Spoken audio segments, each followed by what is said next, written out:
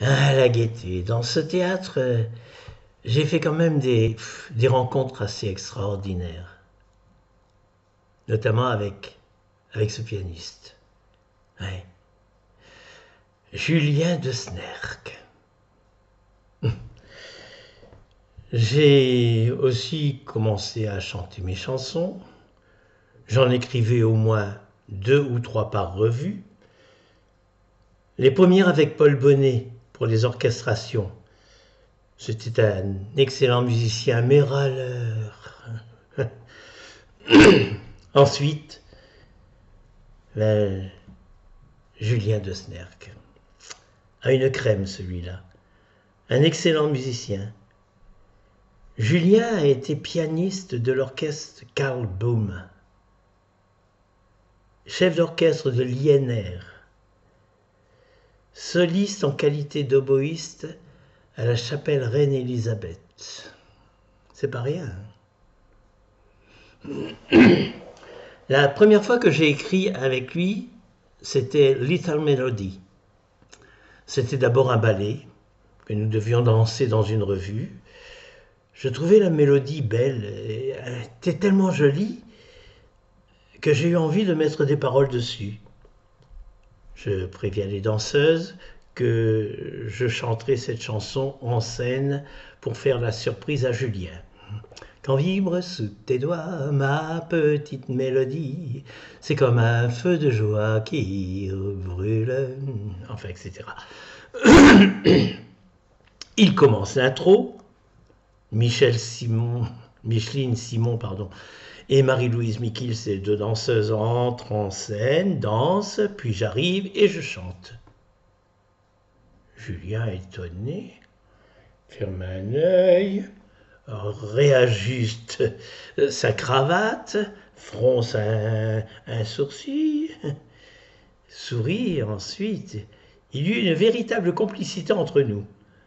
Le premier refrain chanté, vient le petit couplet, puis, dans le second refrain, Julien, plus que joyeux, oui, oui, oui, il était si heureux qu'il commença une improvisation sous ce que je chantais. Non, mais ça nous a mis en difficulté, les danseuses et moi, nous n'avions plus les mêmes repères. Ah, ce fut un grand moment. Un autre grand moment aussi, c'était pour les rhododendrons. Eh oui. Et toujours avec lui, j'ai écrit une comédie musicale. Les rhododendrons. Le texte se terminait en 3 jours. Il ne restait plus que la musique à composer. J'arrivais un matin au théâtre avec les textes des 4 des 12 chansons. Je lui donne, mon nouveau collaborateur. Il est mis dans son cartable, entre le thermos de café et la boîte à tartines. Et le lendemain, il me dit: Bruno, viens et écoute, hein, écoute l'ouverture aujourd'hui. Il avait écrit les 4 musiques dans le train en rentrant chez lui, à Bruges, la veille au soir. Eh oui. Et il en avait fait un arrangement qu'il joua comme ouverture du spectacle. C'était super. Je lui ai alors donné les autres textes dont il fit la musique le jour même. Le soir après la dernière, il me demande de l'écouter. C'était un rêve, exactement ce que j'avais envie.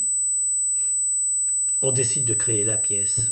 Je vais voir Michel Elbaz qui me donne feu vert. Julien recrute des musiciens, 6 cordes, premier et second violon, un violoncelle, une contrebasse et percussions. Julien dirige du piano et on commence 15 jours après les répétitions. Je demande à des amis artistes pour être de l'aventure, Jean Rivard, Janine Bailly, Aude Rosé et Christian Demola. Tous me répondent présents. Le rideau se lève après une semaine seulement de répétition sur les rhododendrons. 8 musiciens qui sonnaient comme un orchestre symphonique et 5 artistes qui ont littéralement enflammé les spectateurs, qui applaudissaient debout dans la salle. On reprit d'ailleurs cette comédie 3 ans de suite. C'est Charles Immers qui remplaça Jean Rivard et une artiste belge qui remplaça Aude Rosé. Ce fut des moments inoubliables. Ah oui, dans ce théâtre, on y faisait de tout. La cuisine, comme vous. Oui, comme je vous le dis. Les spectateurs alertés par les odeurs se disaient entre eux « Ah tiens, aujourd'hui, ça sent les moules » ou « c'est le jour de la choucroute ». On faisait également du troc avec les pilotes américains qui logeaient dans l'hôtel derrière le Métropole, dont les chambres donnaient sur la petite ruelle si étroite qui nous séparait d'eux. On tendait des fils entre nos fenêtres et on faisait défiler des bouteilles de whisky, des fardes de cigarettes. Ah oui. C'est dans ce théâtre aussi que j'ai découvert ce jeune garçon qui était candidat à un concours organisé par la SAVAM, où j'étais membre du jury. Petit, mal habillé, d'une voix qui allait dans tous les sens. Enfin, je lui ai dit après le concours, pour être si mauvais, tu dois avoir quelque chose de caché. Et j'en fis un excellent comédien. Après 3 mois de travail, il jouait son premier rôle dans Les Rhododendrons. Son nom, Christian Demola. Ah, le destin, parfois. Allez, je vous raconterai demain la suite. Ciao, ciao. Bonne journée. À demain.